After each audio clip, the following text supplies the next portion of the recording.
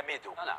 الحارس زيدان لم يقم بدوره. اكيد لا يمكن بأي حال من الأحوال أن تفوز على منتخب كبير وعملاق بحجم بدون المنتخب حارس يقوم بتصديات خارقة، بدون حارس مرمى، حتى نقول ضعيف متواضع كان في هذه المباراة. مستواه في هذه المباراة، لا أتحدث لا عن مسيرته ولا لا في هذه المباراة 90 دقيقة فقط. مستوى الحارس زيدان كان متواضع إذا لم نقل ضعيف. أنا نؤمن باللي في كرة القدم لما تواجه المنتخبات الكبيرة والعملاقة لازم يكون عندك حارس عملاق، لازم يرجع الكرات، لأنه هذه المنتخبات العملاقة ولا يعطيك لا كونفيونس، لأنه هذه المنتخبات العملاقة ميدو توصل 4 5 6 فرص تخلقها لك في المباراة إذا كان الحارس في أعلى مستوى وقدر يصد هذه الكرات ويخليك في المباراة ميدو. بارك الله فيك في آخر المطاف. بارك الله فيك. مونديال 2014 رئيس وهاب مبولحي هو اللي خلانا مع الالمان نروح حتى لبرولونغاسيون، وفي مباراة 2010 رئيس مبولحي أيضا أمام انجلترا وامام الولايات المتحدة موندريا في مباراة السنغال في داكار لما فزنا عليهم 1-0 في المباراة الودية. طيب بالذكر موندريا نعم، شحال خرج من كرة موزمبيق ايضا موندريا 4 كرات في الشوط الاول. على هذه يا ميدو صح المدرب ما قامش بالدور تاعو كما يجب، كانت هناك اخطاء، كانت هناك علامه استفهام كبيره. انت تحضر مثل ما قال ميدو المونديال الاربع مباريات الاخيره بالعين، ثم تشاهد بن سبعيني الذي لم يكن يتوقع احد دخوله كاساسي، ولو انه بن سبعيني لم يكن سيئا في تلك المباراه. ماندي كان اسوء منه، ماندي في خط الدفاع كان اسوء من بن سبعيني. في لارولونس ميدو في طريقه الخروج بالكره بن سبعيني كان افضل من من بعد سارتان مومون رامي، انا ليا رامي، انا جابريسي رامي، نحب رامي كي نشوفو يلعب. رامي سي لو ميور ديفونسور الجيريان هذا الوقت اللي رانا فيه في 3 ولا 4 سنوات الاخيره. رامي سي لو ميور اكسيال الجيريان وهذا ولا يختلف عليه واحد، ماشي اثنان.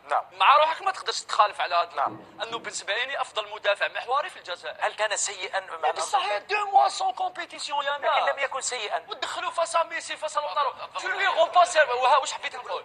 ما قدمتلوش خدمه. ما كانش ضعيف. انا نقدر نبان عليه المدرب من الناحيه البدنيه.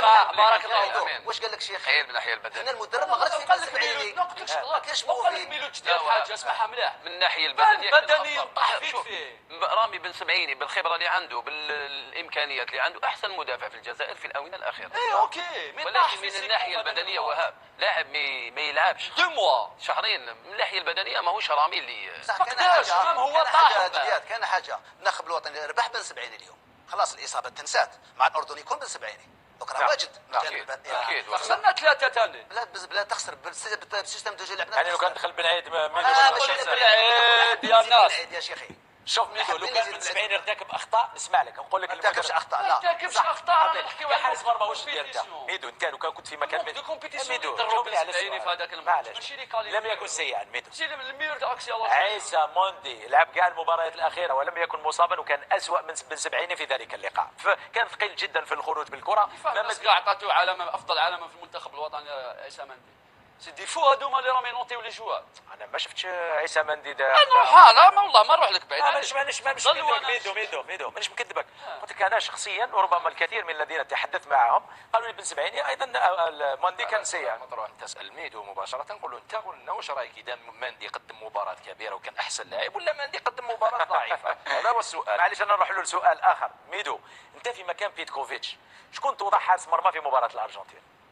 المنطق ماذا يقول؟ اللي دار مباراة كبيرة مع هولندا، المدرب خلاه في كرسي الاحتياط ما حبش يلعبوا مع بوليفيا حتى يبقى في هذيك الثقة، ثم تدفع به أمام الأرجنتين تسديدات كلها في الإيطالي، كلها في الشباك. صح. الهدف الثاني محمد كان يسموه لو دوزيام بالون. لا دوزيام بالون تري امبورطون بور لي جوار. وما تردش في الله. جوار دو شو يحسب لكن هو اعترف بالخطا في الهدف. لا معليش صح محمد. قال البن سبعيني بعد الهدف شفنا الكاميرات كانت كاميرا علويه، مشى البن سبعيني اشار له بعينه اني ما شاهدش التسديده جايه. محمد ما شاهدش بصح في الماتش اكزيستي لو دوزيام بالون. نعم لو دوزيام بالون تاع ماندي. نعم. بن شبير لم نتحدث عن ميدو. خلاص ميدو تحدثت كثيرا. تفضل. الحلقه الجايه دير له حصه وحده. حصه واحده. اعطوك حصه. نعطوك كره تلعب وحدك.